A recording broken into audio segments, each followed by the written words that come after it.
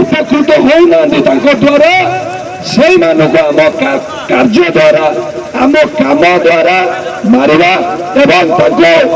उचित जवाब देवा शिक्षा देवा एवं लोक को बुझाइबा जे भारतीय जनता पार्टी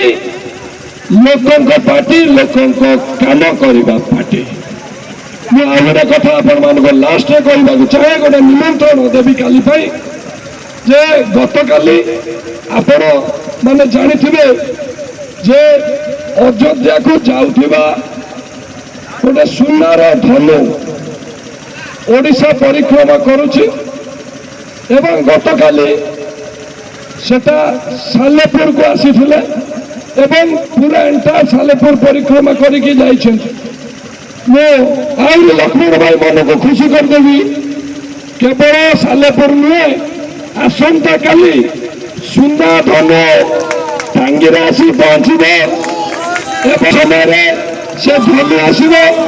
आपण मैंने समस्त को अनुरोध करुच्ची आपण आसिकी ये पवित्र धनु जोटा आगामी दिन में राम मंदिर में स्थापन होगा जाऊँगी।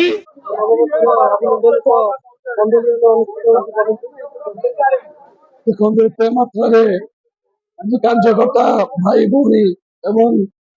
बड़ साथी माने उपस्थित इंग्राजी नुआ वर्षर प्रथम बंधु मिलन जहाँकि टांगी ब्लॉक रे आयोजन होती टांगी और सालेपुर उभय ब्लॉक लोक हजार हजार संख्यार आज आसछन्ति। ये आपण माने कहि परिबे जे आगामी दिन पर ये गोटे आह्वान ये गोटे प्रस्तुति जे आमर एकता आमर बल आमर दल सबू बढ़ुची एवं आगामी दिन पर आम प्रस्तुत एवं कोउठी ना कोउठी मनस्थ कर सारे समस्ते जोरदार लड़े एवं भारतीय जनता पार्टी सरकार को आसछन्ति डबल इंजिन सरकार ये आम आगामी दिन में चेयरमैन दाखल करूँ एवं ट्रिपल इंजिन सरकार चौधरी हेमंत कुमार साहू राज्य कार्यकारी सदस्य ओडिशा।